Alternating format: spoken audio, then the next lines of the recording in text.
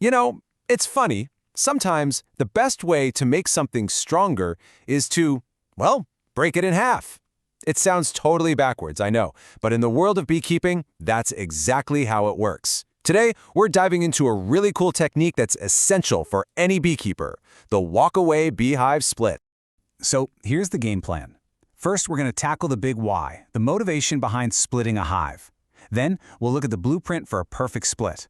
After that, we'll walk through the actual division, watch how a new queen is born, and finally, check in on our 2 new hives. Right. So, first things first. Before we even think about getting our hands sticky, we have to understand the motivation. Why on earth would anyone do this?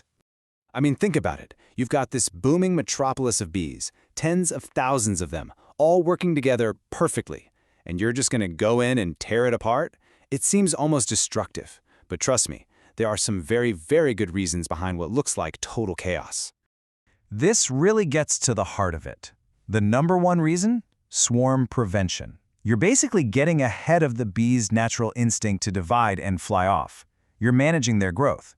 Of course, it's also the easiest way to grow your own apiary. You literally turn one hive into 2.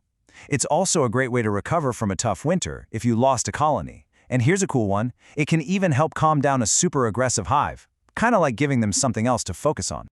All right, so we get the why. Now let's get into the how. What's the actual blueprint for making this happen?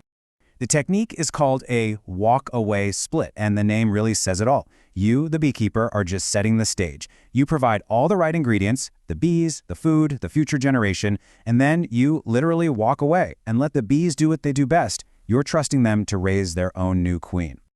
So what does that ideal setup look like? Well, think of it like you're building a perfect little starter home. Right in the middle, you put the brood, the eggs and larvae. That's the nursery, and you keep it in the center to stay warm.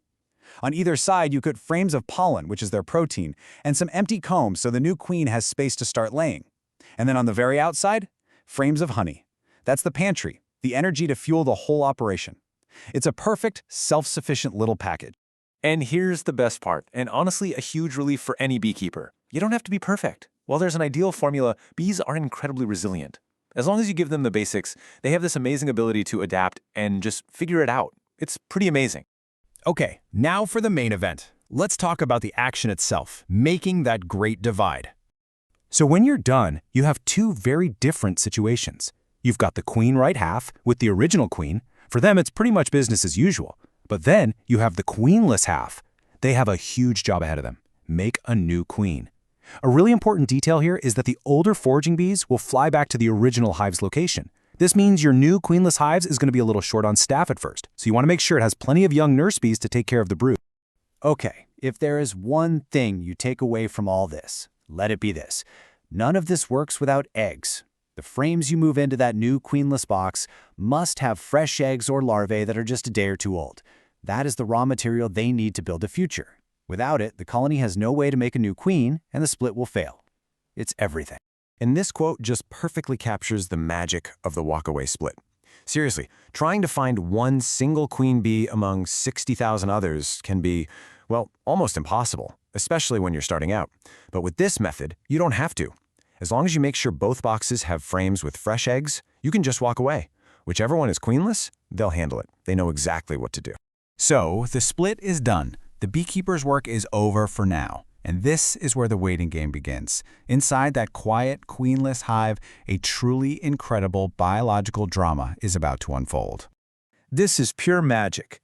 The worker bees basically become kingmakers, or queenmakers.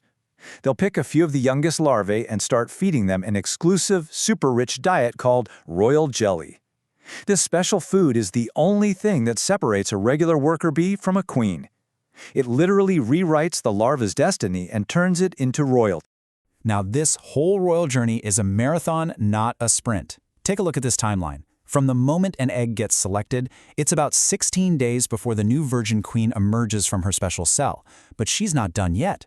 She then needs about another week to mature before she takes her mating flights. After that, she comes back to the hive and can finally start her life's work of laying eggs. The whole process, from a tiny egg to a fully functioning queen, takes nearly a month. So, after about 4 weeks of patiently waiting, it's time for the big reveal. It's time to check in and see the results of this grand experiment. So remember where we started, right? We had one powerful, bustling, and probably overcrowded colony that was getting ready to swarm. And now, if everything went to plan, you have two healthy, thriving, independent colonies. The old hive has room to breathe, and you've created a whole new one from scratch. So how do you know for sure that it all worked?